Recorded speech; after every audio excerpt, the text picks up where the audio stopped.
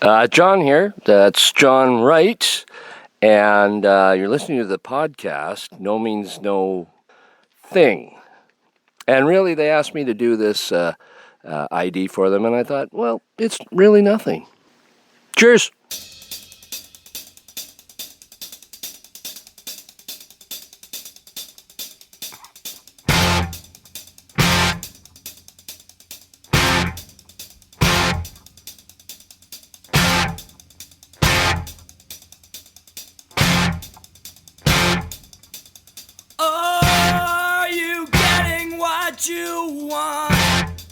Welcome back, No Means Nerds, to this episode 29 of No Means Nothing, No Means No Thing, the podcast where three complete fucking idiots try to find the best No Means No song of all time, a fool's errand of which there is none, spoiler. But we're going to try anyway. I'm one of your hosts, Jordan. I'm Matthew. And that would be Michelle. You know who that is. You know who that is. The Foley artist. We got it. Hi, Mom. Hey, we're here, and we're going to give you a good episode, at least do our best. But I'll tell you, I think we're all a bit fucked and just hanging on. We won't go too much into it because, these are our private lives. But shit's a little bit weird and rough. So we're going to try to keep recording for you guys and keep on track. But just fair warning, our friend Matthew looks like his video and audio has frozen. Oh, there he is. Yeah, he's back. Okay, there we go. All right. You're back. We might edit that part out, but in any event, and that's that was perfectly timed because that's kind of how our lives are right now. So we're gonna attempt to keep on track for you, but we're recording real close to release date these days. So if we hit a bump, we'll let you know. But be gentle with us, Chuck. Yeah, Chuck. Jesus, everybody, calm down. We're gonna do the best we can. Yeah. So I think a series of shitty things, and yeah. We're trying to roll with it, but yeah. Sort of live in the Lemony Snicket book here a little bit. But,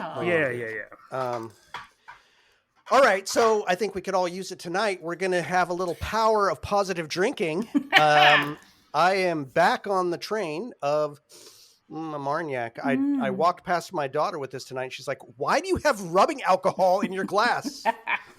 Yeah, good question. Shit. I've never seen the color. Did you? Of so what'd she think? What'd she think after you let her have some? I'll ask her when she wakes up. She's okay, still on the floor. That's nice. That's nice. Yep. Good dad. Michelle. Well, as you know, since the last episode, I've been cutting way down on the Guinness because I was having a bit of Guinness every night. And the number was larger than 6. So I had, yes, I'm going to admit it right here, man. I was having a lot of Guinness every night, but I have cut down significantly. And in the refrigerator tonight, the Guinness fairy came and brought me, I'm going to try to have 2 cans. And this is what I have had since, I don't know. I had some Friday, but probably 2 of them. So, yeah, I have cut down a lot. But so tonight, Michelle, that's fucking awesome. It's tough, man. I know, love the taste. I'm hoping it wasn't the alcohol that was making me chug them down. I love this fucking beer. It's the flavor. Yeah, it's pretty good. And it's tasty shit. I wish I could find something that tastes like it. I mean, some of the non-alcohol stuff's good, but it just tastes like it smells like cereal. It does. Before you sip it, it's gross. But there's a Diet Cock and Bull ginger ale that's like a hot ginger ale. It's really good. We talked about that. Oh, they're so good. So that's what I try and have and try to sip those. But yeah, this is a treat. It's nice. Guinness night. Nice. Guinness. Cheers. Yep. And what about you, Matthew? You could use a drink. What do you got? Yeah, I too have cut down, but I do have a small selection, bolstered by one today, as my friend Fader has wanted me to try a beer, and so his suggestion and contribution is in the list. But it's a can. It's a tall boy, but it's not as big as the other one. So if you guys choose that one, then I will have to also bolster myself with some garage whiskey, which is basically linseed oil and mineral spirits and just a soupçon of creme de menthe. Garage whiskey? Yeah. Holy shit. Darth You've doomed Vader. yourself to whatever the fuck that is, because it is absolutely going down. But I got Let's see it. Cannery Brewing. Okay. Thornless Blackberry Porter. Looks delicious. That sounds real good. Wow. Yeah. Holy shit. And there it is. That's a big bottle. What's the alcohol? Yeah, they're all the same. All the same. 11. 650 milliliters. Doesn't actually. That's got to say. Alcohol. 6. It's 6, so it's a little bit stronger than average. All right. That's good. We also got the Killer Bee Honey Porter right here. Oh. Nice. Oh, that's adorable. Kind of a little more cartoony graphic. Cute. Isn't that nice? Yeah. Yeah. Oh. I like that. And what brewery is this one from? Tin Whistle in Penticton, BC. Shit. And 6% also. And here, 6. Wait, here's the. Is this here's the wild 6%? card. Satan. Yeah. and right here, the Jezzy Baba. The Kelly Baba. It is a absinthe stout. What the absolute Yeah. fuck? Yep. And this is the one Well, that Fader has contributed this evening, and it's from Foamer's Folly Brewery, and it's also 6%, so 666. Satan. Ooh, this evening. the Devil's Brew, Red Devil. I don't know, man. I'm going to let you pick tonight because I'd like you to take something that feels good and right to you. So what are you feeling like? I don't know if I'm in for the absinthe. Also, I haven't had a chance I'm worried to about chill that. this one down either. No, fuck that. No, You no, gotta that's got to treat be cold as yourself. fuck. Yeah. Yeah, treat yourself to something nice. Maybe that blackberry porter or that nice cute honey beer. Yeah, so I won't need to dip into the garage whiskey tonight then. We'll do that next time. Garage whiskey. Okay. Well, what do you think? The blackberry or honey? I think the blackberry. Yeah, that's what I'm thinking. Strikes me right. All right, that's what we're doing. Nice. From nice. Cannery Brewing, which I believe is also in Penticton. Yes, both of them are from Penticton. Wow. Nice. Never Shout even out to heard of it. Penticton. Well, It's a small I hope city the rest in of- the Okanagan region of British Columbia. I don't even know nice. where that is either. No idea. So I hope all the rest of you sounds like vindictive. I hope the rest of you have cracked something open. I know some of you like to sit outside around a fire. I'm jealous. It sounds fucking awesome. That'd be good tonight. Yeah, but I hope you're joining us in this drink. We're going to talk about 4 more songs as we work our way through this catalog. We're actually going to put an entire album to bed tonight. First time I think that we've been able to do that. So we'll talk a little bit about that as we go through. Oh, wow. And I don't want to say we're towards the end yet, but boy, we're getting closer. Maybe there's like a third left. It's a little bit weird. But some good ones, good battles. Yeah, so, there's some doozies that haven't come up yet. I'm looking forward to that. Well, there's some big doozies that haven't gotten in the maw of the terrible machine. Yeah, I'm looking forward to seeing what comes up later. But tonight, for one night only, we've got the first 2 contenders from, well, that's not from, I'll say the album in a second. The first song is Hello, Goodbye, off of 2000. And it is going up against In Her Eyes, All Roads Lead to Ausfart, 2006. As far as I know, no alternate versions of either of these. So we're going with the studio only. And tonight, Matthew's going to get to go up first and talk about these 2 songs. But before we do that, let's say hello to a little bit of this one. You 3 bring up the boxes while we move these chairs. A place to be, a place to read. A work of fiction or of history. To the east we'll hang the door, solid oak. To the west bay windows letting in the light. A place to be, a place to read, a place to spend the night. You stand over there, and I'll stay here. Now I see, now I see. Hello. Goodbye. Hello. Goodbye. Hello.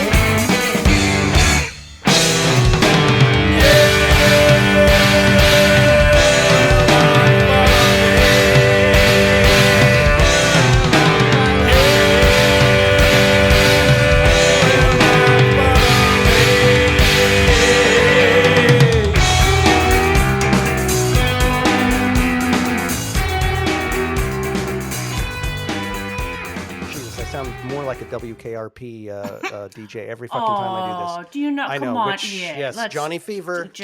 Oh man, Johnny Fever. Johnny Fever grew up on that show. Hell yeah. Here's to Johnny. I love that guy. Long live the frozen turkeys. All right, Matthew. We haven't actually said his name. Howard Hesseman was his name. Howard Hesseman. Sorry, passed away. His real name, correct. He was much more than just Johnny Fever. That is. Yeah, he was also in that head of the class or something, wasn't he? Probably. Yeah. Oh, yes, he was. That's right. Yeah, that's right. Which I just know tangentially, but all right. All right. So Matthew, lead us down the path. What do you got for us on this one? This is an interesting one, and a different friend, Jordan. I believe this is one of his, if not his favorite, No Means No song. You can't have two friends named Jordan. That's not right. Well, you're with an O and he's with an A, so I can keep totally it straight. Works. That's fine. Yeah, there you go. That works. He's a big No Means No fan, and JTD on the old forum. But, I remember that. Oh, nice. Yes, sadly, he sure. would like to listen to the podcast, I believe, but the poor fellow has hearing loss and can't really listen to. Closed captions. Yeah, no doubt. Well, that's got to be fixed immediately. Well, he's got hearing aids, but it's a bit tricky. Poor guy. Right. Yeah. Yeah. So this song goes a bunch of different ways. It's very interesting, and I hadn't really I have a lot of notes that are all over the goddamn place. My main thought about this song is it's about a prophet who maybe isn't interested in being a prophet, and so at the beginning, and there's 3 stanzas. He's giving his directions, and they sound just like mundane directions to a place in suburbia. So I kind of think, and interestingly, he mentions directions a lot in this song as well. So go straight south. So straight south into the afternoon sun. So I understand why you didn't find me. He's sort of like, he's giving them directions. It's almost like it's real time. I see. It's like, you're not here, and I kind of get why. You will not follow me. It's a little creepy. And the whole tone of the song is very up and very kind of matter of fact, almost like instructional, which is interesting to me. I should have the lyrics out here exactly, but I mean, so I could read the actual lyrics, but there's some interesting inclusions, like when he's talking about his new house. I'm assuming that this is in suburbia or wherever he's gone, wherever he's been accompanied, but I'm not exactly sure by whom. Just gonna get the lyrics here. Sorry. There they are. All right with me. To the east will hang the door. Solid. Yes, thank you. To the east. So in this song, we mention oak. He mentions oak and yew again, which has come up before. Yeah. I have that note. Yeah, and oak, the symbolism of oak is strength and divinity, sort of like of God, but it's also like solid oak, this sort of, it's like a block. It represents divinity, but it also blocks the sun, the east, the morning sun. It's like he can't get in. It's being protected. And then to the west, bay windows letting in the light, but that's the sun. That's the sunset, which is interesting as well. So yeah, a place to be, a place to read, a place to spend the night, a work of fiction or history. So I don't know. It's I have a lot of different thoughts. Like, is it sort of a reluctant prophet? Like, he's kind of indifferent. Are people going to follow him to this where he's going to have his cult in suburbia or his new house? I'm not sure. you three, and he mentions you three bring in the boxes while we move the chairs, and then you three follow me. Yes, you three follow me, but you will not follow me. I wonder if he's referring to the other 3 members of the band. Whoa. Come on, you'll not follow me there. You'll not follow me into this retirement, like the life that he's living these days with, let's quit. Retired and everything. Yeah, let's quit. You will not follow me. Right. This was his early breakup letter. We just never knew it. You stand over there and I'll stay here. in Burnaby. Yeah. Yeah. There, in the last stanza, it's all about a sacrifice, and a lot of interesting references. The blood of the oxen must not be spilled upon the altar. I looked this up, and this is a reference to Exodus. It's Moses, and it's a blood sacrifice before the New Testament. This is Old Testament stuff, and it was the animal sacrifice. The blood was divided into 2 bowls, and one half of it was spilt upon, and the rest was splashed onto the congregation. And this was supposed to represent the covenant between God and his people. And they don't do it anymore. Burgers. Yeah, they don't do it anymore. It's just a covenant with Jesus, I guess. Good old Jizo.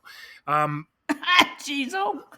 Yeah, but the blood of the oxen must not be spilled upon the altar. It's like you can't make this covenant with God because he's the prophet. I'm not sure.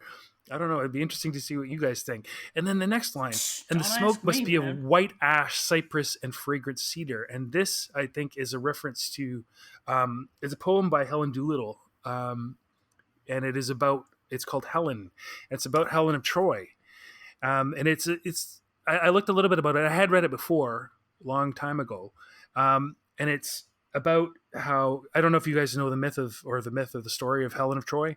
Most beautiful woman. Shit.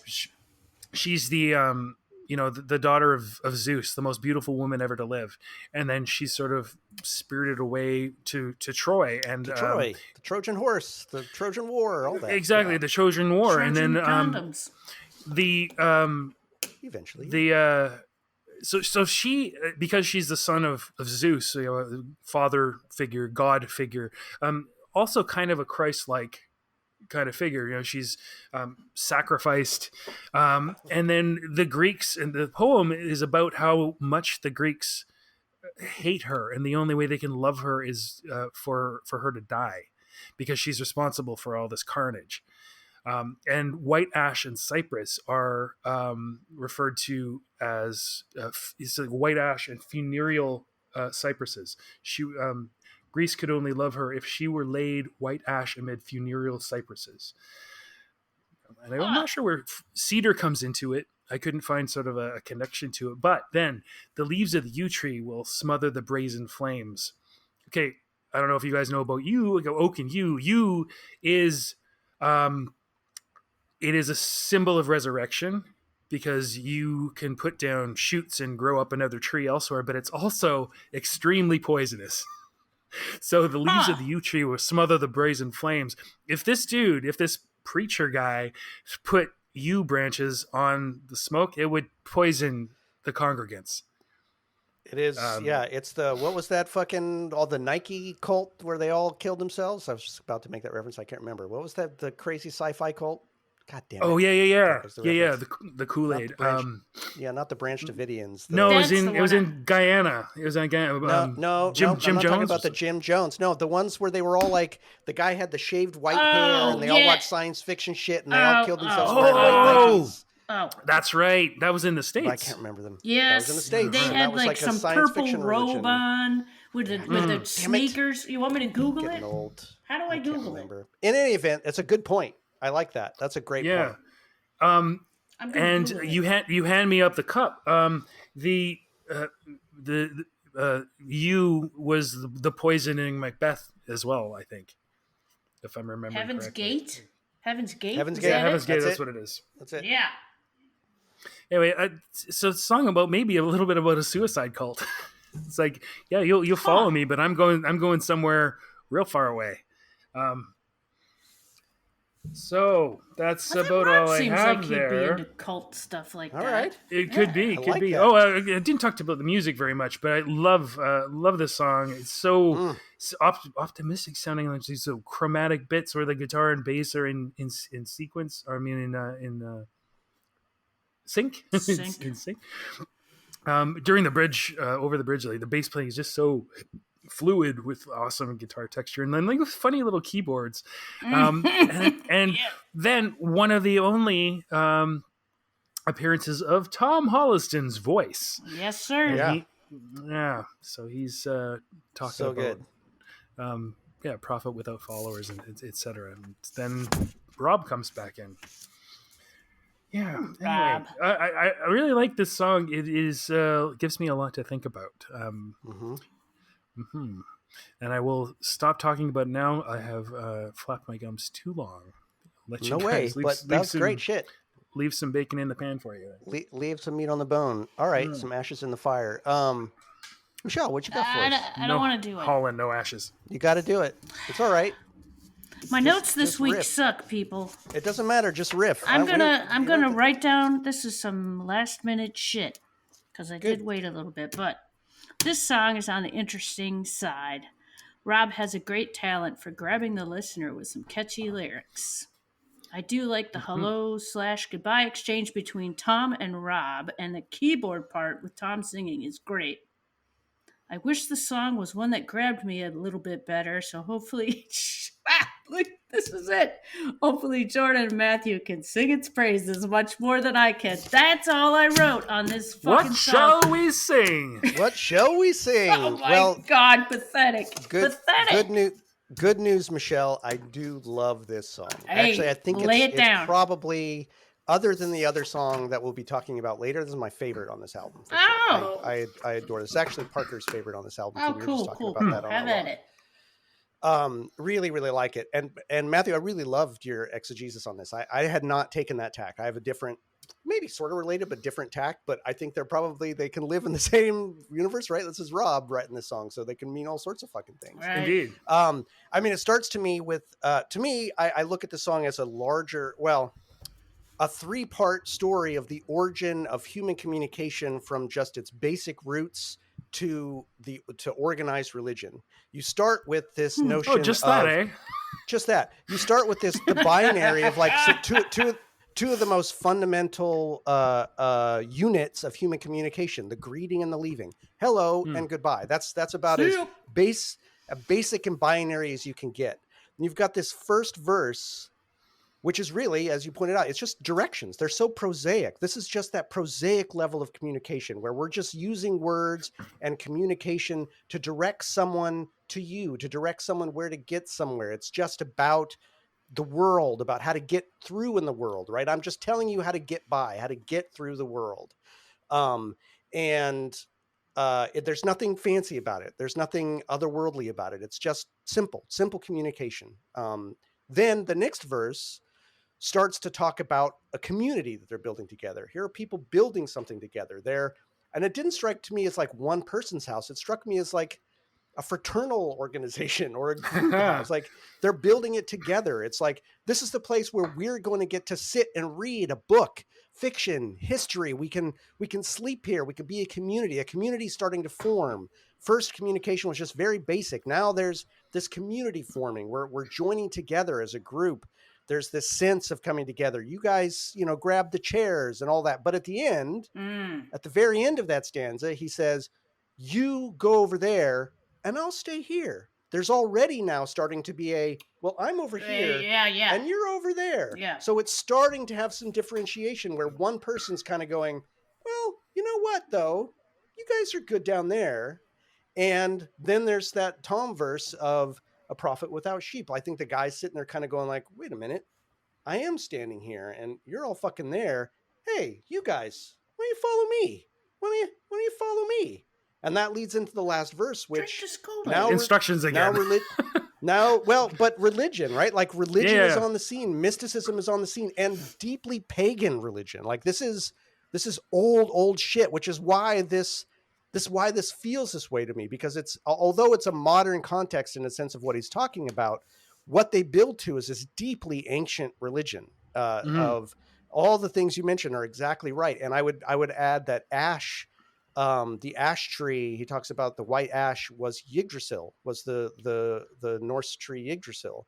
And that was, the world tree. So all of the trees that he mentions, as usual, someone could write a fucking paper about sacred trees in No Meets No lyrics, are deeply, they're deeply rooted in ancient religion. So no pun intended. It seems to me to refer to how, as humans, we went from just being basic communities as the roots of communication started, hello, goodbye, and slowly turned into, as a matter of course, this organized religion. And it's just like a beautiful sort of simple, it does kind of feel upbeat to me. Like, this does not strike me as a negative song. It does not strike me as even like kicking religion in the nuts, as more just a, this is the progression. This is what happens. This is the journey humans almost couldn't help but have to go from the basics of hello, goodbye to this. But I don't know. This song it's ambiguous. It's a very, and the way that the best poems are, it doesn't wear itself on its sleeve in a lot of ways. And I really, really love that about it. I don't in any way feel that anything I've put forward is definitive, even for me. That's my take today, and the take I've sort of come to, but I don't know. I really like what you were saying about it, Matthew, also. And so I don't know, but I really, really love this song. Oh, wow. And I think musically, I adore it. Those fucking, and this is for you, Chuck, those China cymbals. Cymbals. I brought those up in another song. Oh God, it's so good. Chuck. Yeah, I love how this song again reinforces to me how one has some of the best production for me of any No Means No record. The way each of the track or the instruments are mastered and so lovingly presented to us and so clear. I love in this one how the bass and the guitar trade off sort of main riffs. At one point, it's the bass taking the main riff while the guitar is in the background doing what would be the traditional bass line, and then that flips again. The keyboard is just incredible. I think it has a really great opening. This is one of those No Means No songs that opens with a real big punch and then gets quiet. It's really, really, really nice.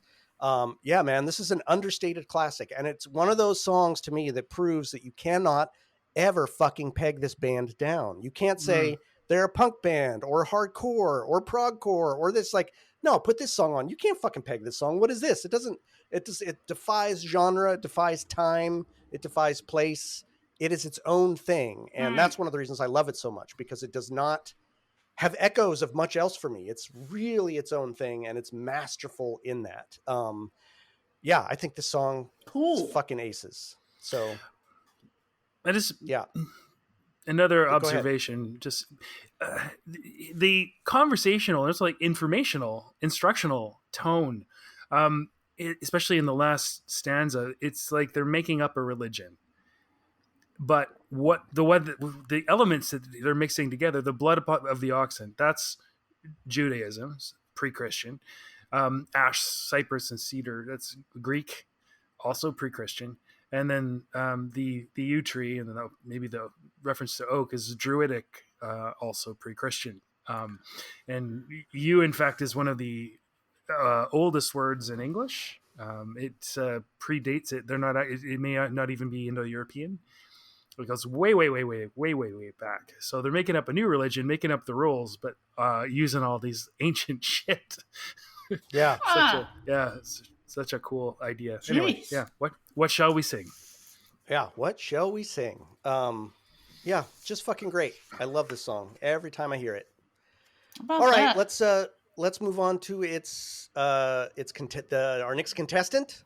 We've got In Her Eyes. This is off All Roads Lead to Ausfart. And let's take a deep gander in there into those eyes before we chat away a bit about it. Friends say that I better be cool.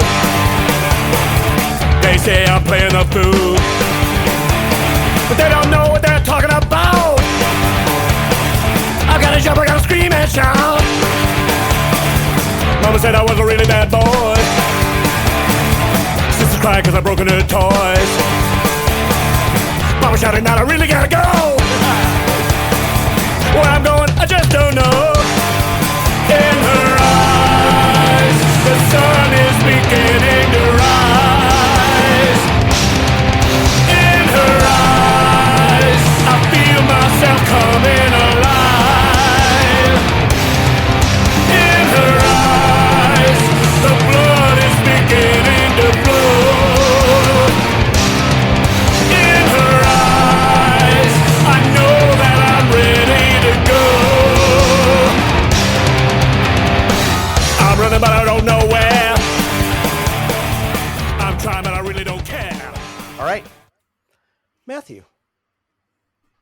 So, what do you see in that case? The blood is beginning to flow. Well, this song, it's very Ausfarty. Yes, it is. It definitely belongs on that album. Yeah. Don't have a whole lot to say about it because it's very basic. There aren't very many lyrics.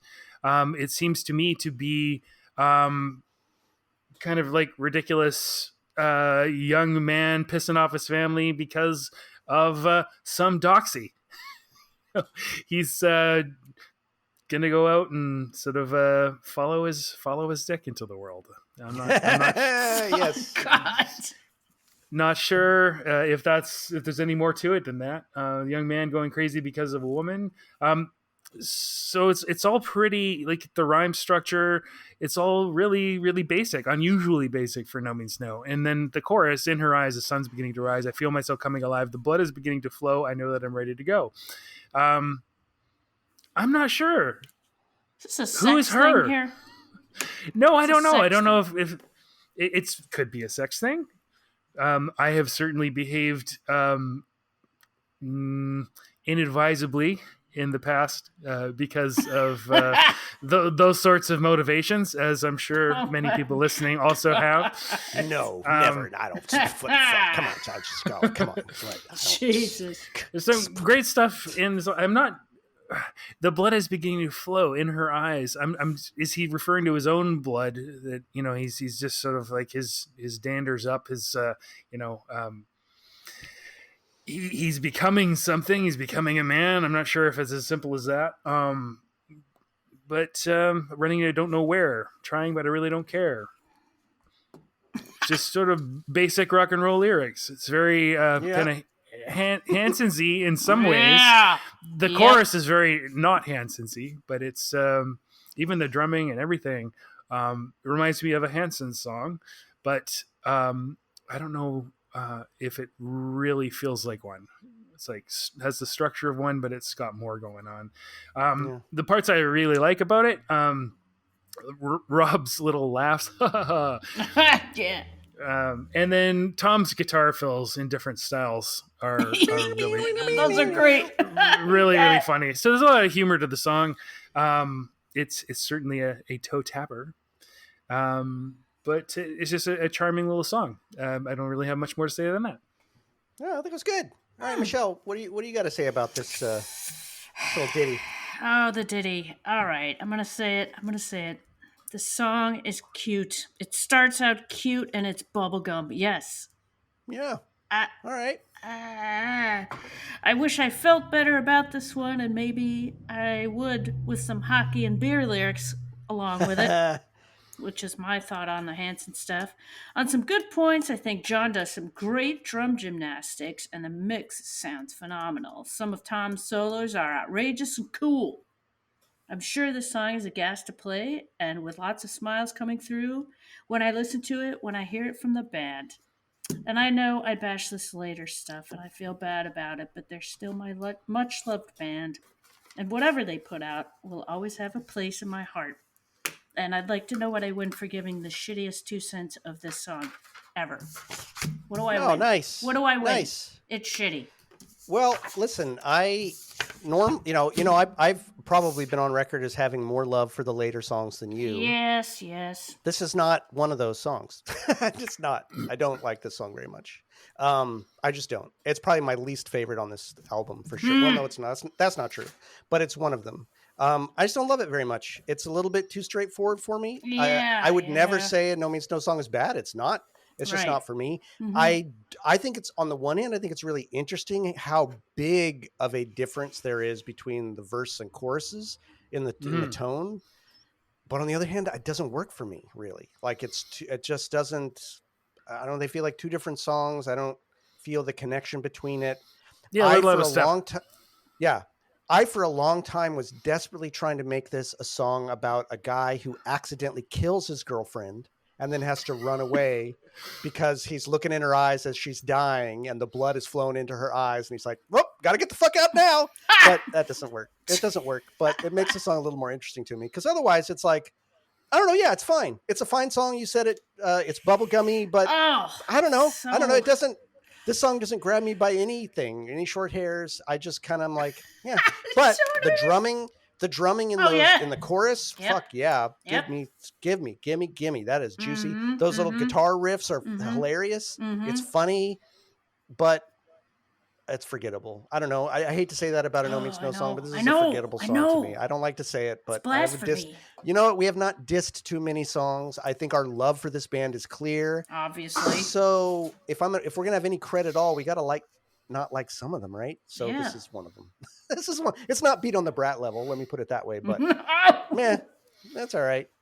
So wow, that was pretty quick for us. That's all right. I guess we got to come to a vote now. I'll go last. We'll let Michelle have my place in the middle. Matthew, why don't you tell? Well, I guess I'm last anyway. What the fuck was that all about? I don't care which way you go. Just shit. Let's let Michelle vote first this time. Oh, come on. Yeah. Oh, okay. Do it. I'm number 1. Do it. Hello, goodbye. Woo! Hello, Matthew. Goodbye.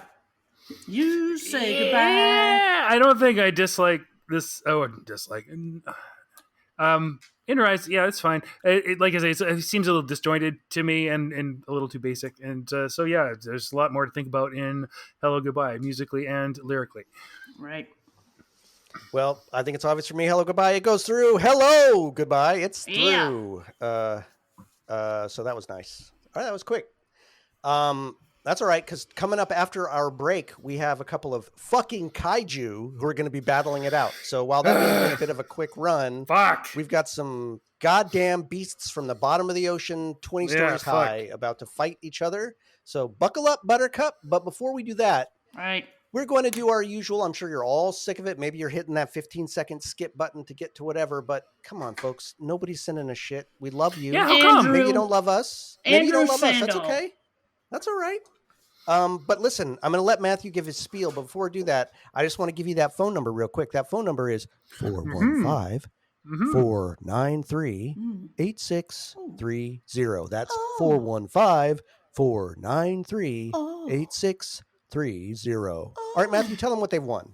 And there is an unfortunate 3-second limit, so please call back. 30, not 3. 30. 3 minutes. 3 minutes.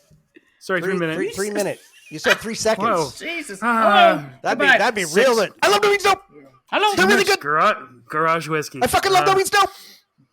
You can have little bits. Maybe we should make it 3 seconds. That'd be fucking interesting. Fuck. 3 minute limit. So call back and leave. Or so 3 minute snippets. Thank you very much. So the other thing you can do, which for some reason you are not, we've had a bunch of submissions and people have actually said they're going to do it. Do it, guys. Andrew Sandal. If you don't do it, I'm calling the cops. Andrew Sandal, we're calling your shit out. I know you just started a new job and moved, but fuck you. Don't fucking care. Come on. Yeah. Please send your submissions to nomeansnothingpodcast@gmail.com. And we like to just give you a little juicy way to start. Answer these 3 questions. Answer me these questions. Questions 3. Tell us your No Means No origin story. Please. Tell us what No Means No means to you. Well, and if you've got one, No Means No related anecdote. You know you want to. And just send us on in. No Means Nothing at nomeansnothingpodcast@gmail.com. We do have one submission came in today. It wasn't time enough to put it on, but thank you for your submission, and it will be included in time. Yeah, man. You know what? I won't be afraid to say it. It motivates us too. It makes us feel good, letting you guys know you give a shit about this. Yeah. So I mean, if you don't do it, you don't do it. It's all right. No pressure, but pressure on the other hand. So we're going to dip way back into the archives. And originally we had some real great submitters who gave us lengthy responses to each question. And for a few of those folks, we only have so far played one of their recordings. I do not wish to dishonor them because they really took the time to give us some great fucking answers. Yep. And I love this shit. So we're going to dip back in tonight and listen live back to Sean, or as we like to call him, Irish Sean. And he's the only Irish Sean. The only Irish Sean in existence ever in history. Ever. And we're going to listen to that. This was This was Sean's answer to what no means no means to him. This is going to be great. Yeah, and it's around, I don't know, 7 minutes, 45 seconds. So buckle in, everybody. Here we go. Hello, my name is Sean, and I'm speaking for the final time into an audio recording device in Dublin, Ireland. And I'm going to talk about what no means no means to me. I've actually done this in different respects several times before. I wrote the 1 week, 1 band entry on No Means No. 1 week, 1 band is where they would give anyone, evidenced by the fact I was allowed to do it, literally anybody, a week to write about a specific band, and that's what the website would be about that week. Their very unpopular No Means No entry was written by me. Notable I'd say some of the links are probably broken now. Also, it's music criticism by a 21-year-old, which I certainly wouldn't be able to be paid to read, so I don't know if you'd be interested, but it's there. And my favourite thing that happened for the 1 week, 1 band is that somebody accused me of thinking that Henry Rollins' personal trauma was funny. I'd just like to confirm I do think that. And also the associate of the band, John Chedsey, emailed me to tell me I wasn't allowed to interpret No Means No lyrics. Fantastic. A wonderful time. So I have written about it before at length, if you're interested. I also, on my podcast, Calling All Units, I have an episode about No Means No, so you can find that if you can Google those words. But No Means No, to me, still form a huge, huge part of my existence. I have been a fan of No Means No for the majority of my life now. Got into them when I was 15. I'm 32 by the time you hear this. And Jesus, another No Means No fan, all told. Except, because of when he was born, he only got into the later stuff. Good joke there from me. But I just love No Means No. I think the lyrics, Rob's lyrics especially, are so important to me. And important, but I'm very glad I got into them when I was young, because I think when I was older, there would be a propensity to project into them, right? Because I think when you're older, you project into lyrics, or you try to find yourself in them. I think that's perfectly natural, and that's the reason why, Leonard Cohen has so many songs about being sad about your wife and looking at a fucking hill or something. People are like, that's me, I look at hills, so. But No Means No was a strange alien object to me when I was 15. The songs were deliberately contradictory. The music was incredibly mechanical, but tangibly made by people in a very exciting way, and chaotic and disagreeable. Every single piece of art and everything I've made has been disagreeable by design. Everything I have so many different weird named projects for the thing I do that is essentially the same, which is just film criticism in a podcast or writing about it. Everything I give like really cool, aggressive names. A lot of them are just No Means No lyrics. And it's because of No Means No. Because of No Means No, I am so tied in personally to believing that a difficult, funny aesthetic that appeals to a very small amount of people is far more edifying than being, approachable in any way. Like I've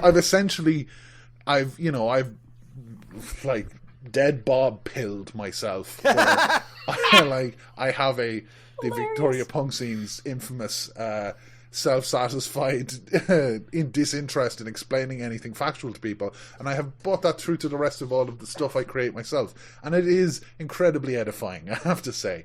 But the previously mentioned John Chedsey, one of the only comments I've ever received from someone that I really took to heart was he said that I was like No Means No lyrics, like made human, which is obviously like a horrible thing to say about people in some respects, but he probably doesn't remember saying it either. I don't care. He said it, trust me.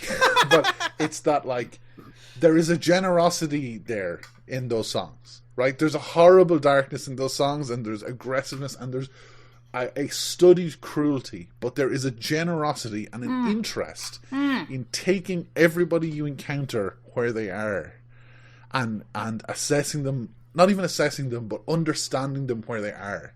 That is really prevalent in the songs. And it's very difficult to see, right? It's really complicated because it's through a narrator, as I was told as I said, I was told very insistently. None of the songs are autobiographical or whatever, but it's still tangible, right? This curiosity and vitality, it's one of those things that it's why you'll find yourself, if you love No Means No, I find, although I think this podcast has maybe proved me wrong, that the really yo-ho-ho up for life songs that they sarcastically refer to but do have are so striking because they represent the same philosophy and the same singularity of aesthetic, instrumentation, timing, delivery, voice, everything. The same singular point of light can, just as it can burn and just as it can scorch with the harsh songs, so it can illuminate with the beautiful ones. You know, like the end of I Can't Stop Talking, which suddenly the last minute or so of I Can't Stop Talking sounds like somebody ascending into heaven. And what that is integrity, right? What that is no matter what way, like there's this interview with Dave Thomas from Pere Ubu, where he says that Pere Ubu is a cup, and every album, because Pere Ubu sound very different on every album, right? Every angle you look at it is just a different angle to look at the cup. Well, whenever I think about No Means No, I think about that fucking cup, right? And like how even, you know, when they're doing the all drum cover of Big Dick or the fucking Future Is the Past extra track or the Forward to Death a cappella thing, those are the outstretched Baldwin Must Die, which was robbed, not really.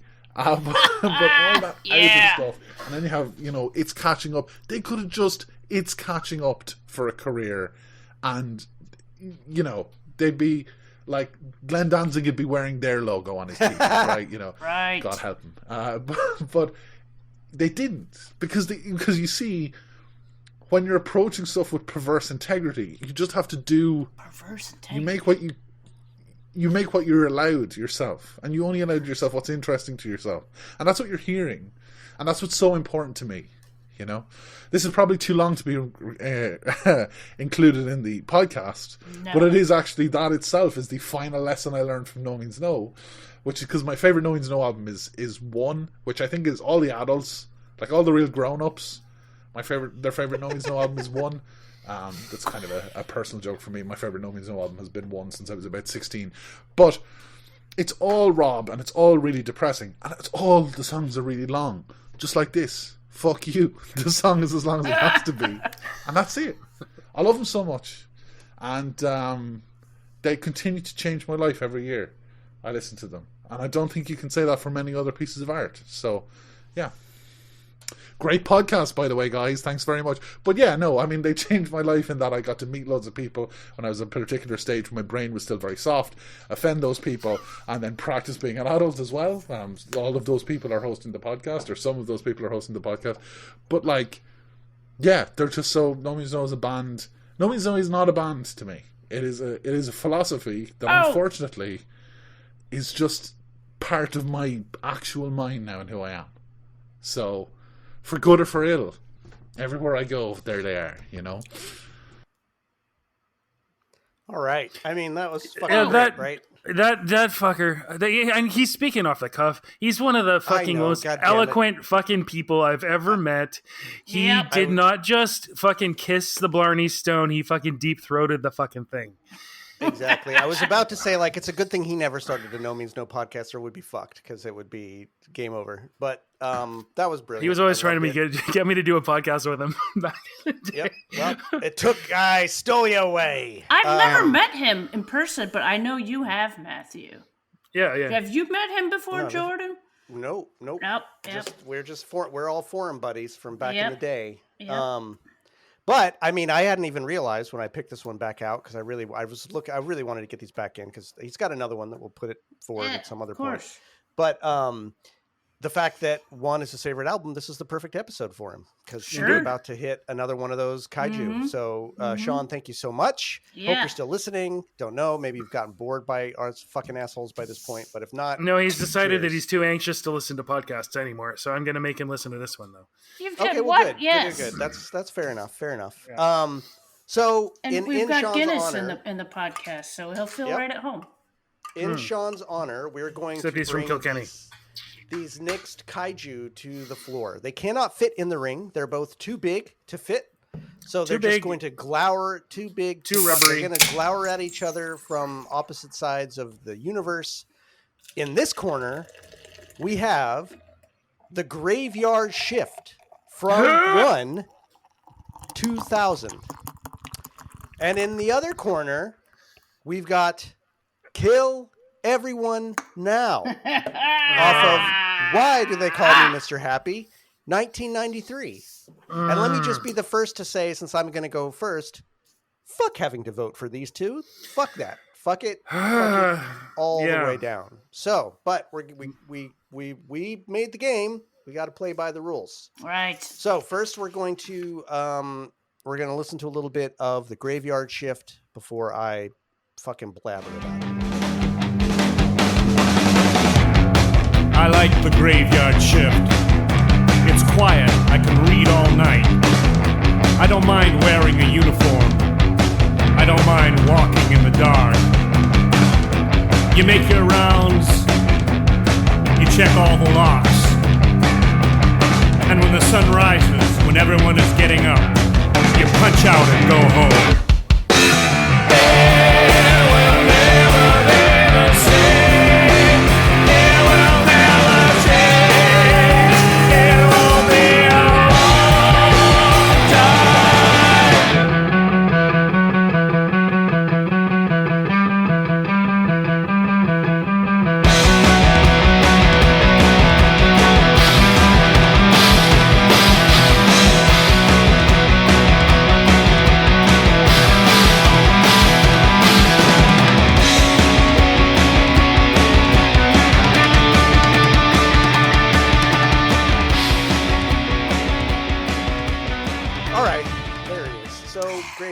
First of all, what a great opener to this album. It's a great opener. And in a way, it doesn't remind me of the opener to Dance, which is I'm drunk enough now that I can't, the story must be told.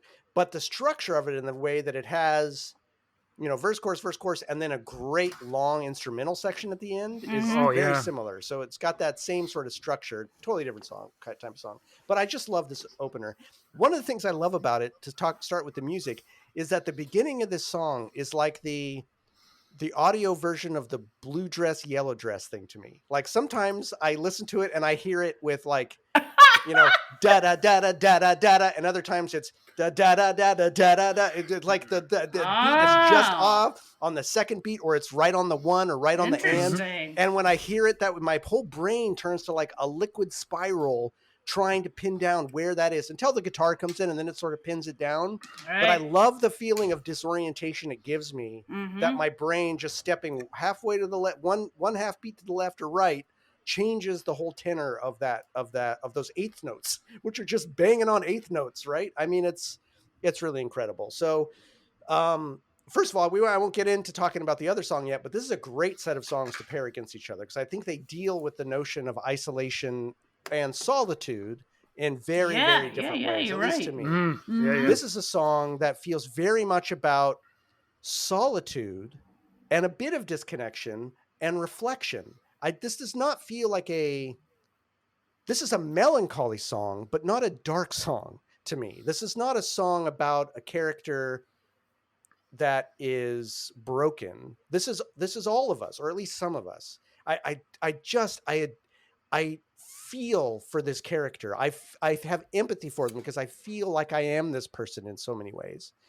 This first verse where they're, thinking about a relationship and thinking about, how many times have any of us really sat there and replayed the mistakes over and over in our heads about relationships? Daily. This realization that, fuck, it's too late now. It's past. It can't be fixed.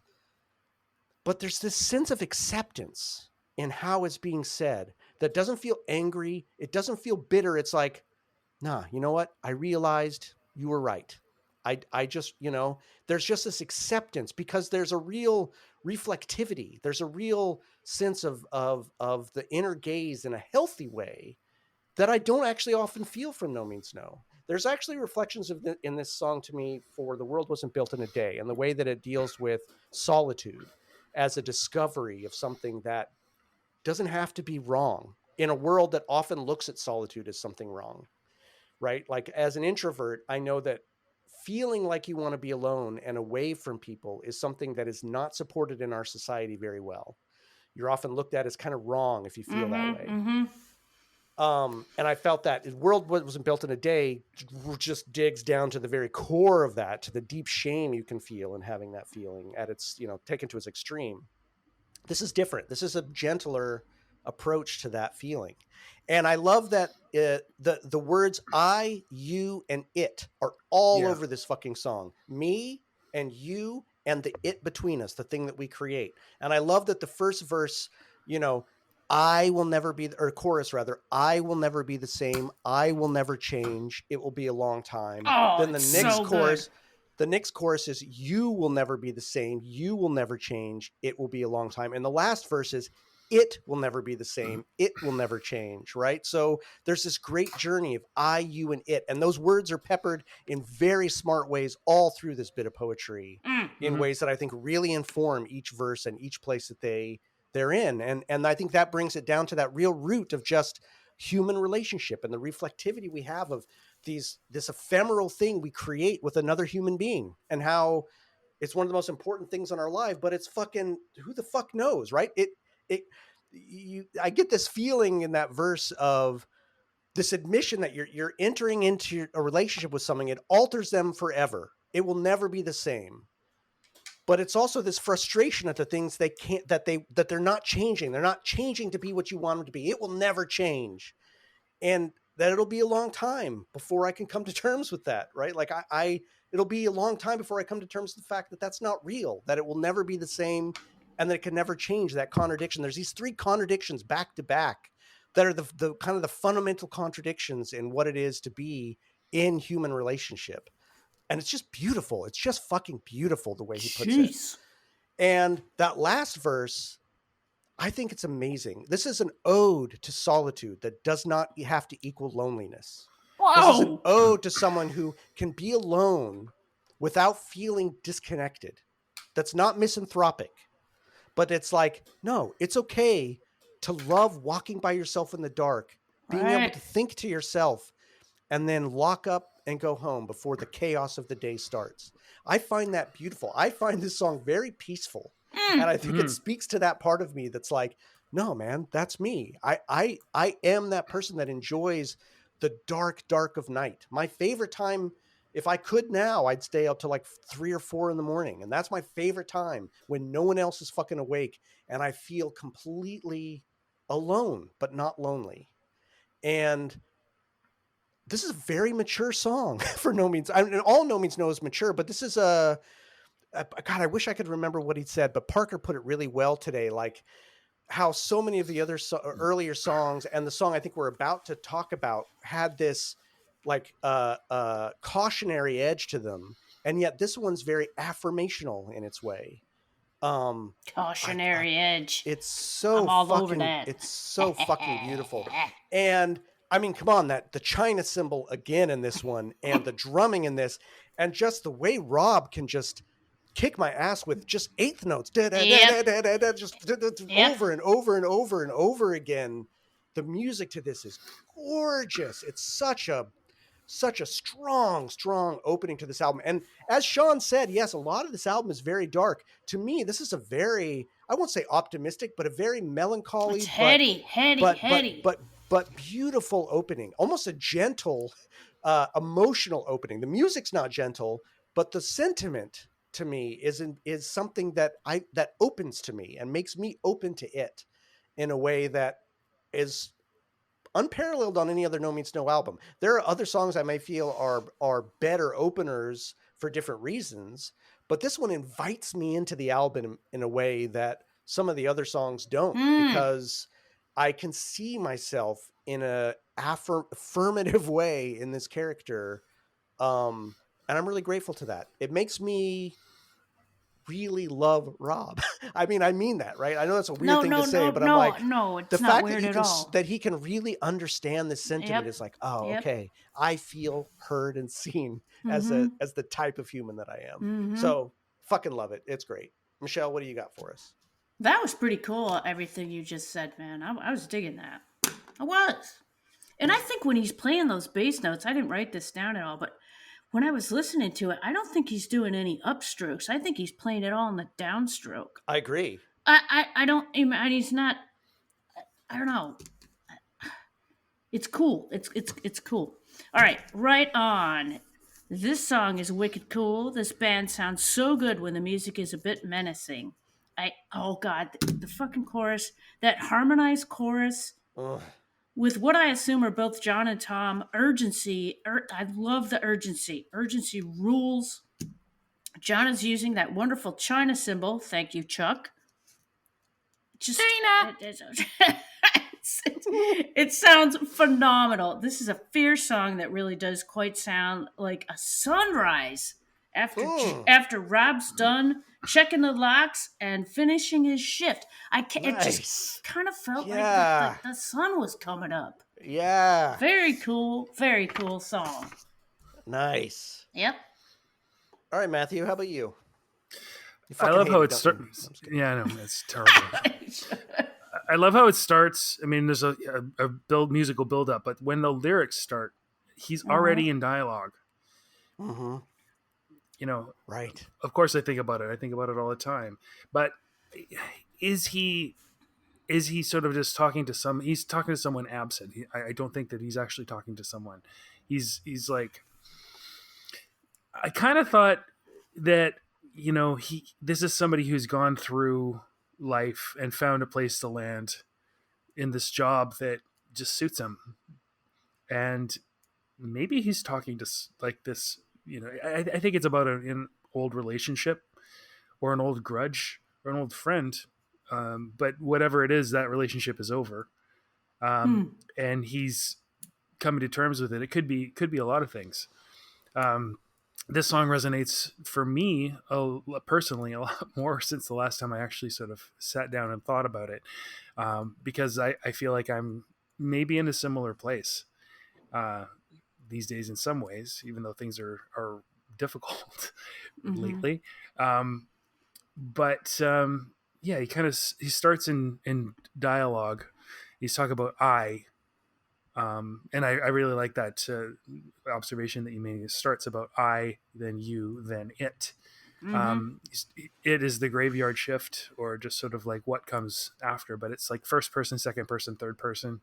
You know, grammatically, that sort of covers the bases. It's interesting too. But yeah, initially he's sort of reflecting on an old grudge or an argument, and then the second one, he's just like, it wasn't worth winning. It just made me tired. And the way his voice is, there's so much regret in it, you know, and all that talk just made me tired. Right. It wasn't worth trying to win that argument. And yeah, you were right. So I think it's a song about solace. You know, challenges that you had, that you've come to terms with. Okay, you lost. It doesn't matter. And it's a song maybe about forgiveness, and it is sort of a gentle song, and it's a very, very beautiful song to me, I think. The argument isn't worth it. I don't know whether the person is dead, but they're definitely gone from his life, I think. And maybe these are reflections he has as he's walking in the dark, doing that job, checking the locks. Gives you a lot of time for reflection. And that's what he's doing. I do love how the song keeps going back to that really desperate kind of sound that is in the riff at the beginning.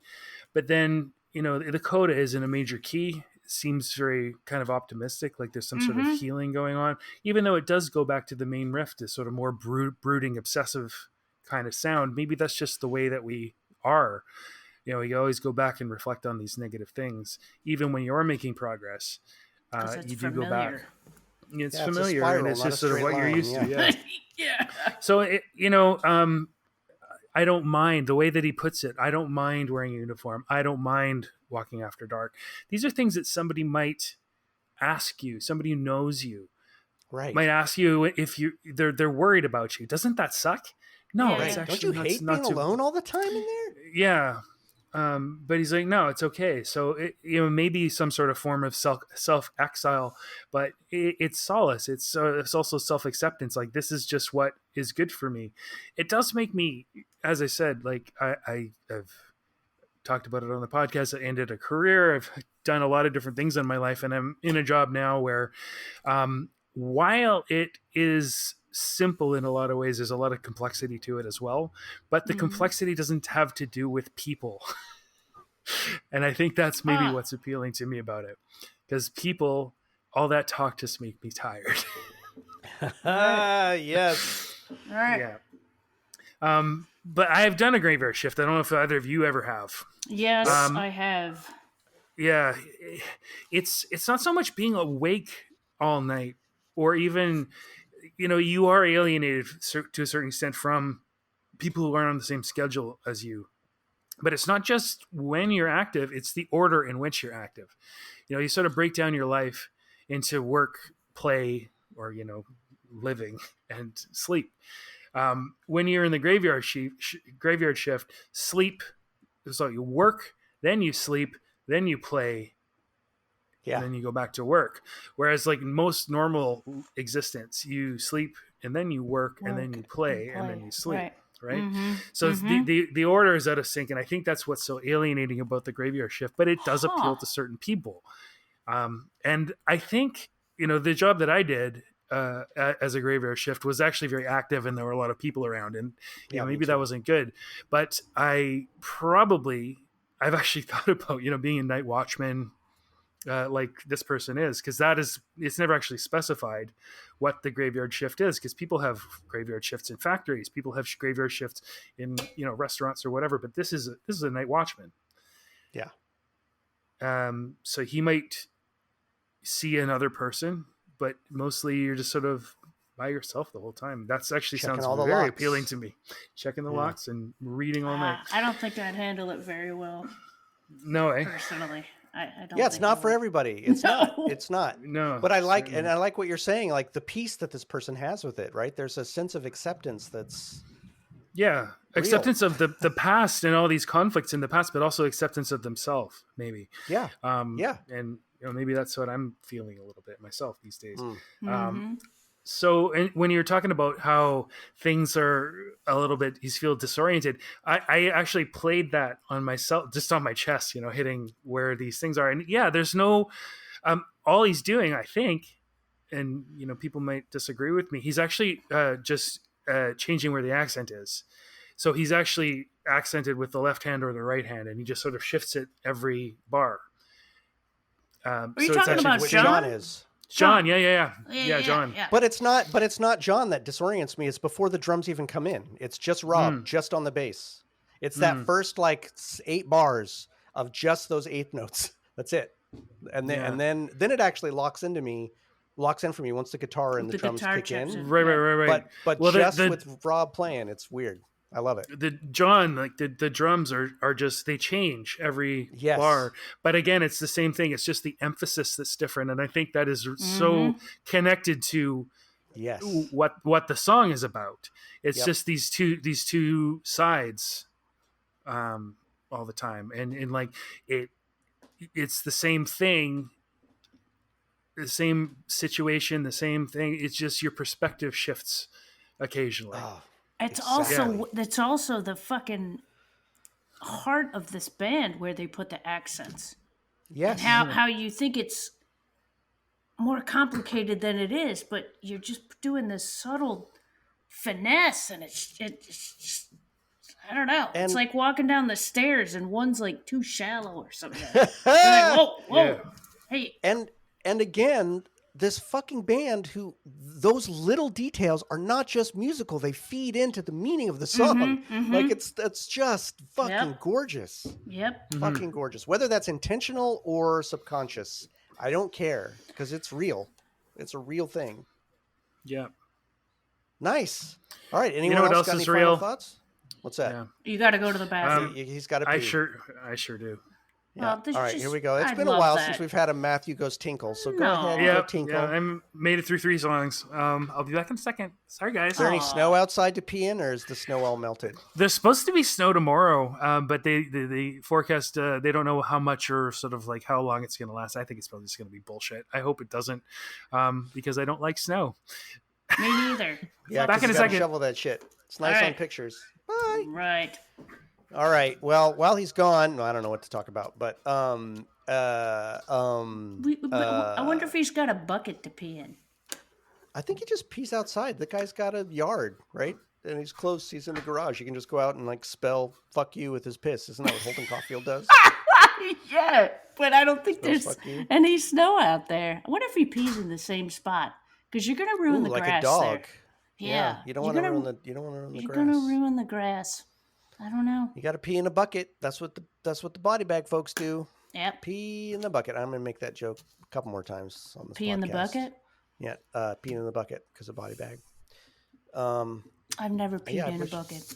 I've never had reason to pee in a bucket. I just pee outside. Why would I go in a bucket? I've probably peed outside twice in my life, and it didn't end well. I've pissed in a water bottle in a car when I was stuck in traffic. So that was pretty good. You know how lucky you are to be able to do that? I know. I do know how lucky I am. I thought about that. I'm like, if I was a woman right now, I'd be do you know what? really angry. I peed in a coffee cup once, and it was at a truck stop after a No Means No show outside of Philadelphia. I was sleeping in the back of the car, and I had to pee. I was at a truck stop, and there was no fucking way I was going in the truck stop with all those truckers there. Nice. So I hid under the blankets. I put the coffee cup without the top. I put the coffee cup, up against myself, and I peed in it. Sweet. Yep. That's what you do. And the difference with that pee break was that Matthew now has Bluetooth headphones, so he could take them with us and listen the whole time. Right? Exactly. Oh, did you hear us talk about that? Did you? I use a separate microphone, but I have the Bluetooth headphones, so I don't pee in the same spot, but I do frequently pee on my Star Jasmine, because Star Jasmine is a beautiful, beautiful plant, and it smells wonderful. And so I figured it's like I pee on it, and I'm nourishing the delicious smell of the Star Jasmine with my urine. With his urine. All right, well, we've had enough. Funny. We've had enough urine play. Let's dive into this next kaiju, which is just chomping at the bit. It's threatening. It's got a gun to my head. This is Kill Everyone Now off of Why Do They Call Me Mr. Happy, 1993. You know it. You fucking love it. Yeah, Let's listen to a little bit of this song. 1 billion! 2 billion!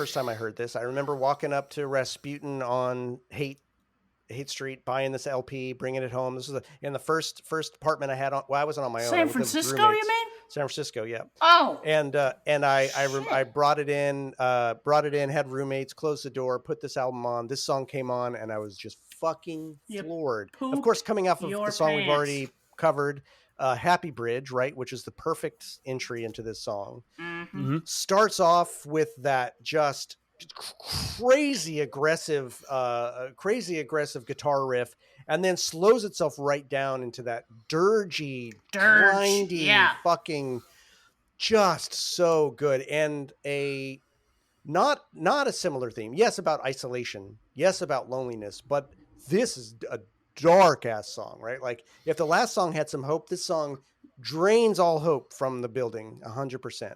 I wish I could remember what I probably should talk about this later in the thing, but my favorite No Means No show I ever saw was after this album came out.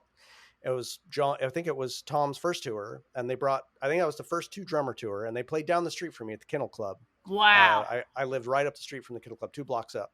Oh shit. And And they played this song, and Rob gave this completely different middle bridge. That part where he taught, and I'll get to it, to talk about breastfeeding, space, all that. He didn't sing that. He was talking about having a dream about Jesus, and Jesus was talking to him, and Jesus was telling him to kill everyone now. It was just this like beautiful sermon, and we were all just wrapped, like the whole pit, which I'll talk about when another song comes up because it was my religious experience, just stopped and was just looking at Rob like, fucking preach to us, brother, preach. You can imagine him wearing that priest outfit because he was just so vehement. But wow. So from moving from a song that understands the peace and solitude, we move to this song that's just about utter disconnection and crippling loneliness and the horror that can breed. This is someone who, so like in the last song, that person was okay not having direct human connection all the time. They're okay living with themselves. This seems to me a person who so desperately needs the other humans that in the absence of having that, they feel completely empty, that there's just nothing. They are no one. There's no one beside them, right? No one. There's nothing there, here, there is no one here in my heart. It is empty. So maybe this person is already has a predilection for emptiness and a predilection for loneliness, but there's this tension in this song that I'll try to tease out as I go through my rant about it, of how the irony of being an individual in this world who wants connection and can't have it. There's just none for this person in a world with billions of people. How fucking absurd is that you can be a human and feel disconnected from anyone in a world where there are 6 billion people? That is so crushing. And to feel that might make you feel, I would rather everyone fucking be dead.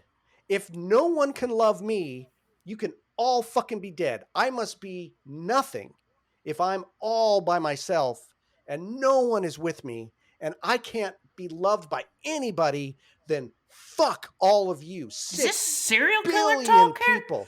I think it's deeper than that. I think it's just how crippling human loneliness can be in a world that is beset by human beings, that is just teeming with us filthy fucking human beings who can't stop fucking and making more of ourselves on every inch of this world, and can't stop. It's so prolific that eventually we're going to be breastfeeding in space, right? Like we can't even stop filling up the earth. Pretty soon we're going to be breastfeeding in space because there's no more room. We're going to be making babies out in space because you just can't make them on the planet anymore. Progress. And I love that. I love exactly. I love the chorus where the grabbing of the gun, grabbing the handle, cock the hammer, pull the trigger is equated with changing the channel. This person is so disconnected. Violence and negation means so little that changing the channel is the same as pulling the trigger and ending a life. And they mix it up. It's not just grab the handle, cock the hammer, pull the trigger, change the channel. Change the channels and mixed up and put in the middle of that verse, right? So that it really shows you like it's all the fucking same. What does it matter? But it is the same. It is sort of the same, but especially for someone who feels no connection with anybody, might as well just fucking kill them all, because what does it matter? There's no one around me. I'm fucking empty. So fuck all of you. It's so dark and just, this song is so, it's hard. I mean, I do love it, but it's also so like, it's just, I don't know. It's genius. It's fucking genius because it makes me so uncomfortable. And the bridge of this song, I mean, come on. I hear they'll be breastfeeding in space. I love that A Stitch in Time, say it's precious bodily fluids, which of course is a riff on. It's a riff on. And they're going up. Stitch, exactly. Yeah. A Stitch in Time saves 9, which is all about like, if you save time now, if you do something now, you'll save time later. But A Stitch in Time saves precious bodily fluids. That's so fucking weird. I tried to figure out if that was a reference to something, and I couldn't find that.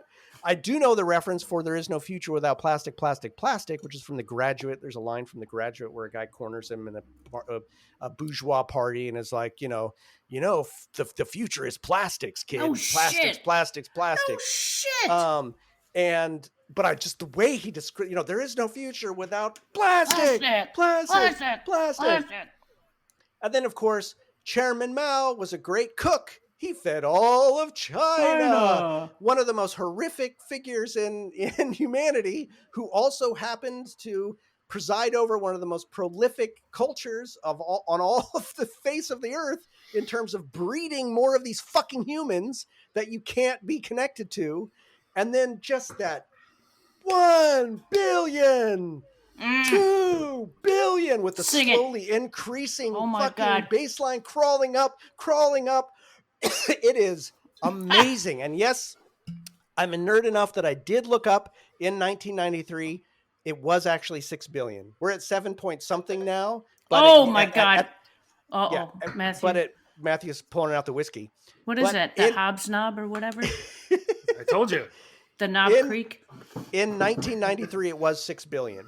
And to go from that 6 billion serve, which of course is a nod to the fact that every McDonald's sign has that 20 million serve, 30 million serves, right? And of course, he makes it very explicit with his, would you like fries with that, ma'am? How about a sundae? Just the utter banality and ridiculousness of human beings. And there's 6 billion of us.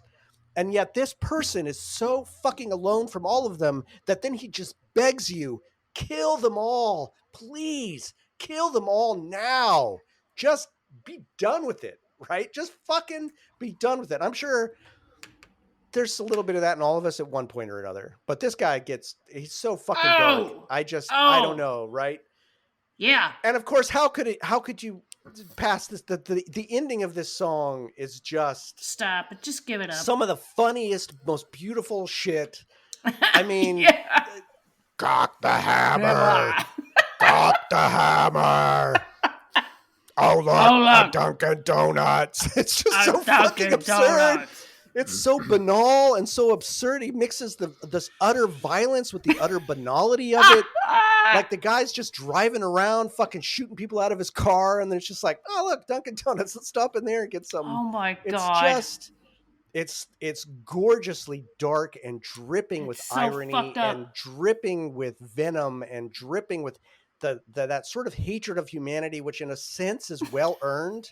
We're a race that deserves to be hated in many ways, and this song is an ode to that. Like, just fuck them all. God, we are so banal.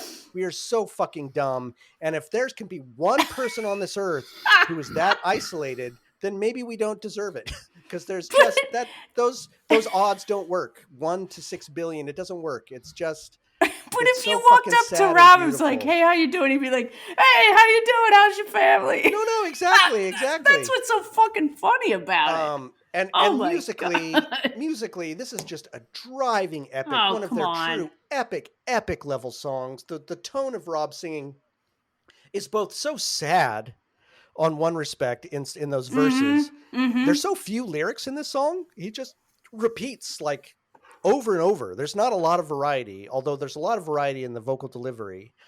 And then it gets so fucking fierce. There's just such a range, there's such a melancholy and depression and such an anger and rage, such sarcasm, and the guitar screeching at the end. Oh my God. Yeah. It's just colossal. God. It's fucking colossal. This is the meaning of a kaiju of a No Means No song. Yeah. And I love it. All right, Strangey, I'll let you have some. Yes. Now I wrote down a pair of googly eyes. Googly eyes? Who says it better, Rob or Divine? I'd love to find out who said it first. I think it was Divine, but I'm wondering if he got that line from Divine. Which one? I think so. Kill Everyone Now from Pink Flamingos. Oh, gotcha. All right. Anyways, this song is a fucking sick onslaught of fury and forcefulness. It can only be sung by someone in the throes of lunacy and in the zone of googly-eyed psychosis. The colossal middle section, filled with luscious tritones and half-steps, is just over-the-top, anxiety-ridden chaos, and it's stupendous. The served, served. Say it with me. Served. Part with John going apeshit is almost just too much. Oh, God. Oh, that Tom business, that floor God. tom shit. Oh my God. Floor tom business. Jesus Christ. Oh, Matthew, exactly. Seeing this live was a fucking treat, man. This was like with two drummers, like my entire body was shaking. How do you do this? Would you like fries with that, ma'am? How about a sundae? That is hilarious and mind blowing. And is it Andy or Rob? Who's playing the guitar? There's no Andy on this album at all. Okay, this is all Rob. No, that's what I thought. Okay, it's just okay because I think that Roland effects box is in there. Could be at the end, especially, right? Yeah, yeah. So it must be Rob using that effects box again.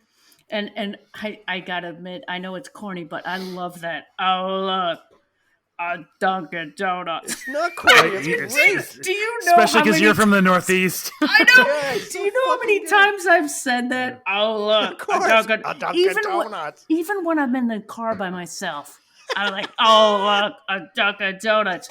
But now that I'm in the Pacific Northwest, I'm like, oh look, a Starbucks. I love this fucking song. Oh my God, I love it. Yeah, it's fucking great. Yeah. All right, Matthew, your cleanup. What do you got? Yeah, it's pretty much cleanup. Yeah, it's a very aggressive song. I love the rolling feeling though, the dirge. Like that's the right word for it. That's the word I was looking for when I was just didn't write it down, but that's how I feel. So dirge. Yeah, he's very alone inside. I've given a lot of thought to, being especially when I started thinking about how fucked up the world is, like environmentally, because of people can't stop breeding, all this sort of shit. I always get pissed at people because, if everybody had one kid or two kids, eventually the population would go down, but people don't want to do that.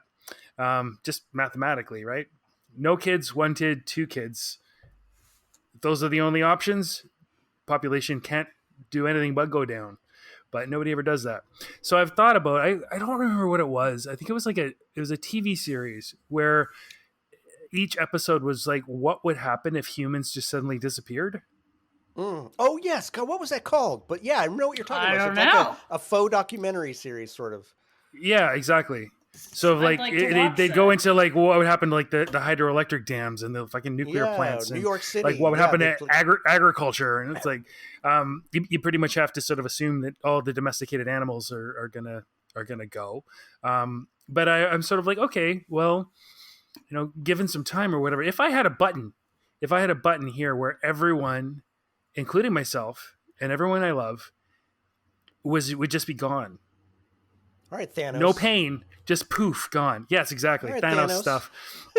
It's like, would I press it? Yeah. Oh. Just for love of the planet and animals and all these, but mostly I wouldn't, because I wouldn't want my cat to starve to death. Right. No, I'll take care of the cat. I'll take care of all the cats. I'm sorry, Michelle. You're not exempted. No, I'm here to take care of the cats. Now you're puffing in a puff of dust. Whatever. The sort of there's no difference between changing the channel and cocking the hammer and pulling the trigger. Yeah. So it is just like a song about just pure alienation. I've never really felt that alienated, but I do feel sometimes that there's too many goddamn people, and that overpopulation is certainly the main problem with everything. Yep. Stop having kids, or so many kids at least. Oh, but Jesus wants it. Oh, be fruitful. Well, it's not just Jesus, man. Come on, the countries that have the countries that have no Jesus have way more kids than we do, even. So I'm going to say religion, maybe. But that's what I mean. Well, they need them to work too. They need them to work. That's the human fucking drive too, man. I mean, humans, we've been doing that since the fucking beginning. The human drive to fuck, which makes kids. Is that what you're saying? Kids. We'll get some birth control here. The hell yeah. Well, I'm not defending it. No. 5 billion, 6 billion served. We're just meat. I don't know. I don't want to invoke Soylent Green or anything like that, but it's a cookbook for people. To serve man. Yeah, and then back to that rolling chorus, and then "Kill Everyone Now" creeps into the chorus. It just sort of insidiously, like I'm alone in here, and so it just sort of creeps in there. Everyone now. Now, yeah, so good. Slade. It's Slade. Oh yeah. And in the bridge, of course, he's ranting like old ads, and they're all slogans about progress. There is no future without plastic. Yeah. Yep. But then again, there's a little bit of irony in the fact that Chairman Mao. This was like a joke during the Cultural Revolution or whatever. I don't know, fucking Chinese history, as well as my dad did, who did his degree in it. But that was actually a joke. It's like Chairman Mao is a great cook. He fed all of China. But at the same time, China's the only example that I can think of that actually tried to limit population with their one-child policy. Yep. So they still fucking recognize ballooned. Yeah, they're still doing it. Well, there's exceptions, but anyway, musically, it's just a grinding song. Come on. And then kill them all.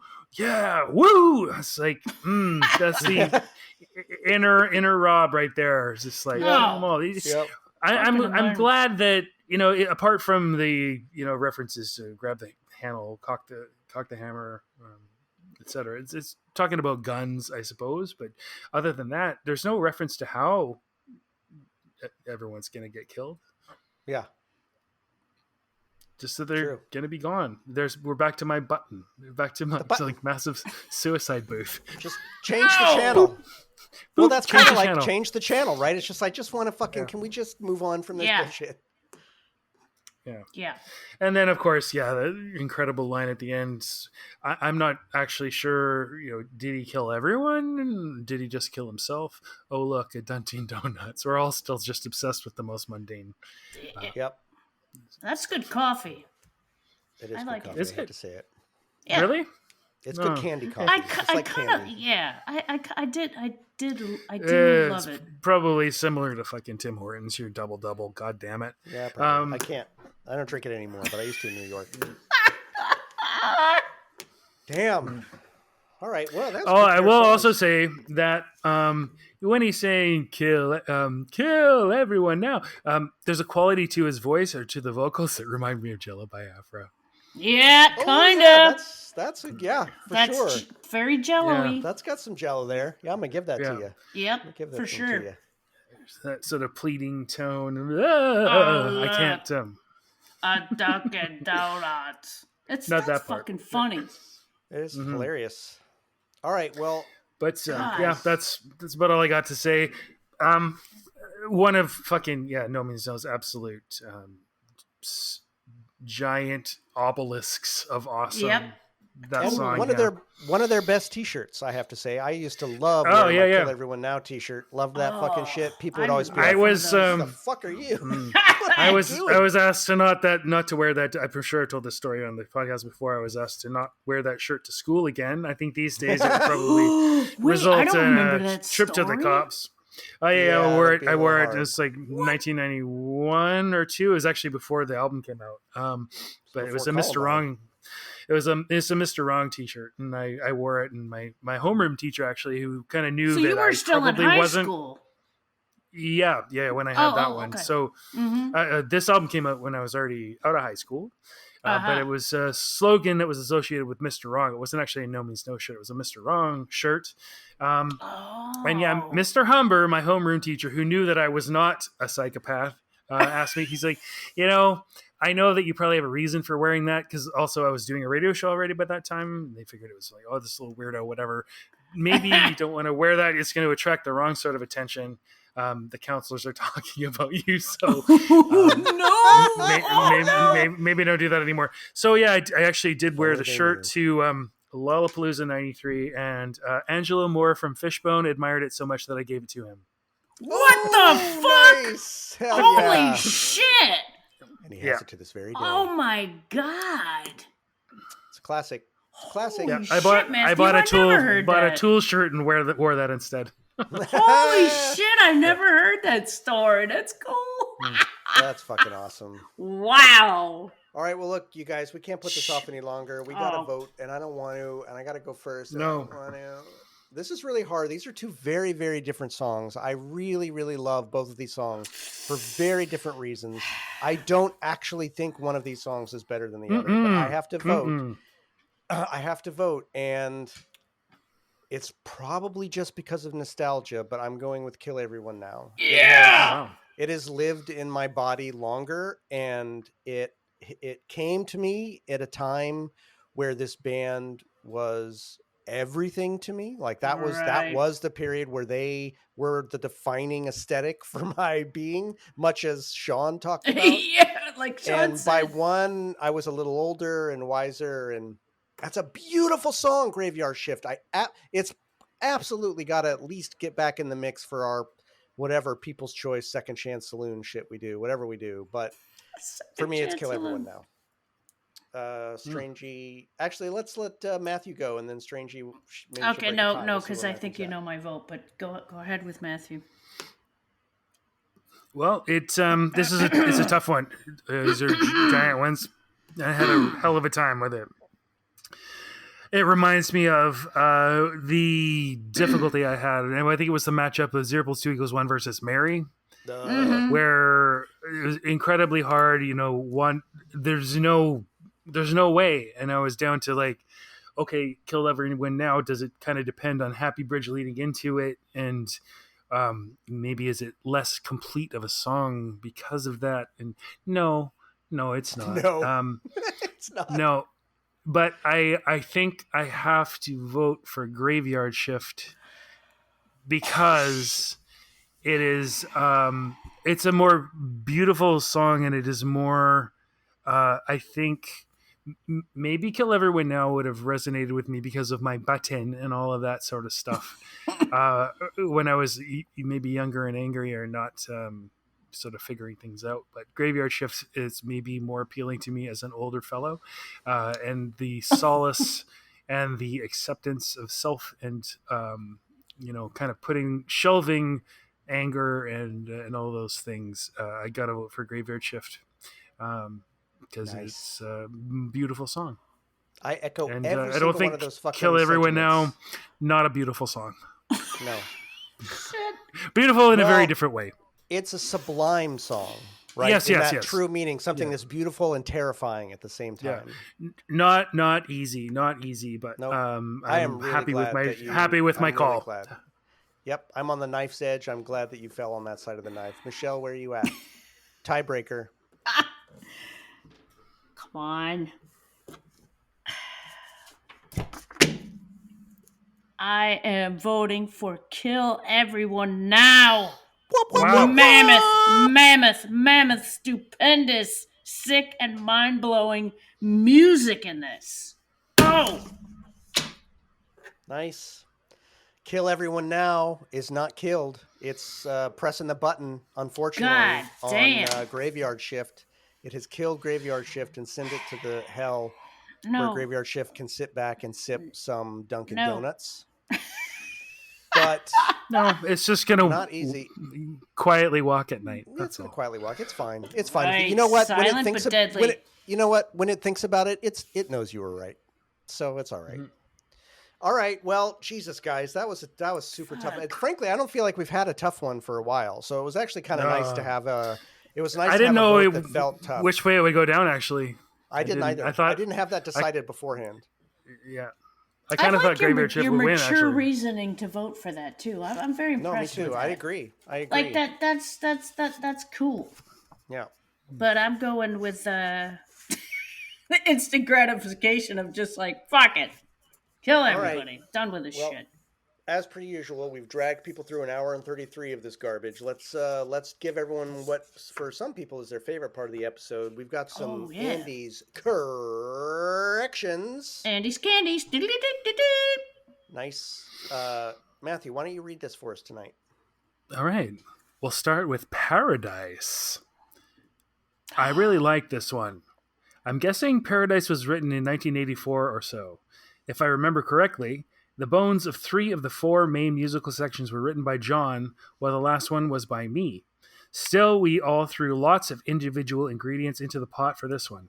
For lyrics, you have the punny line, "This is no paradise, this is a gamble."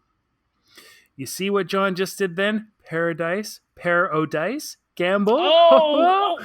Never mind. Plus him imitating Walter Cronkite at one point. And you have me mumbling, sharing all my personal details. My voice is pretty much shot by this point in the recording process, as you can clearly hear. Oddly enough, I always thought of this song as pretty much an instrumental. Weird, huh?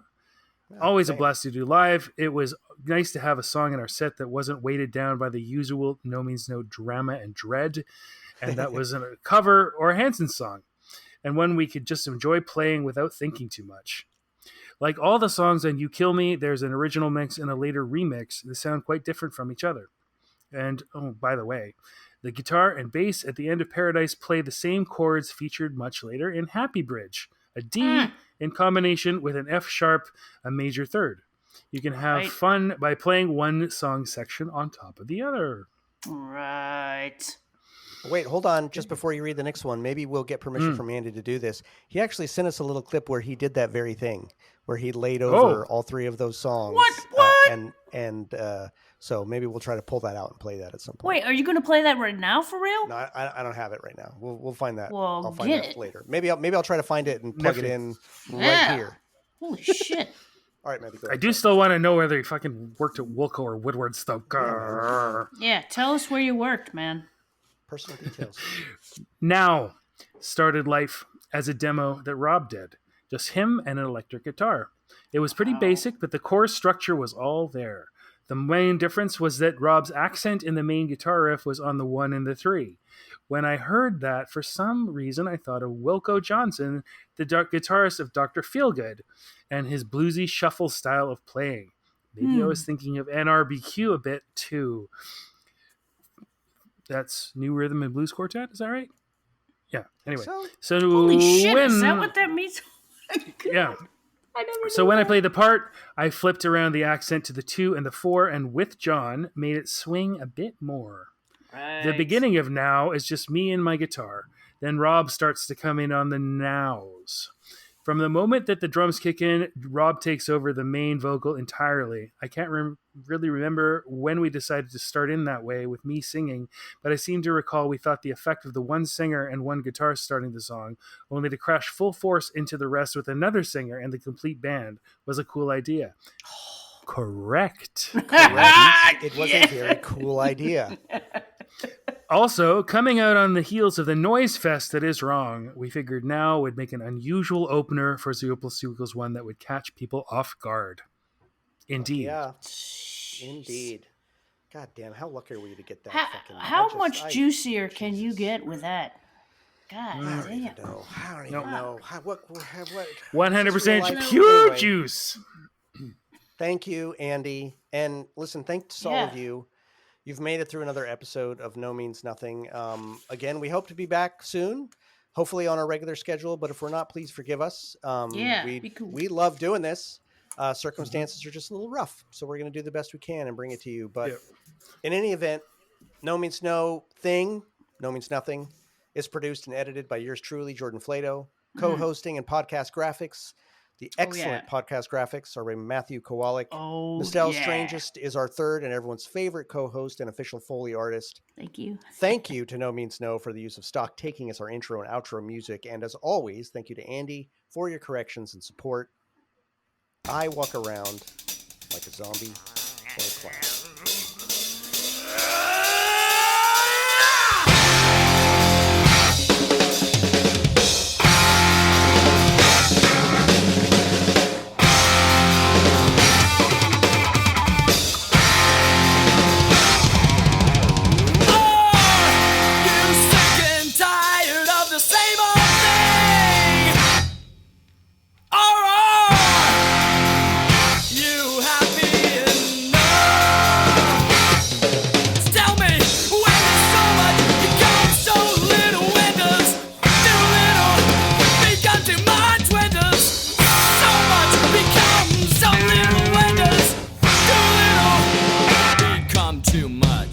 Send us your shit, you numpties. Yeah. All right, you stuck around to see what comes next. Come on. Let's fucking see. Come on, it's got to show up right now. Let's go. I'm going to write it.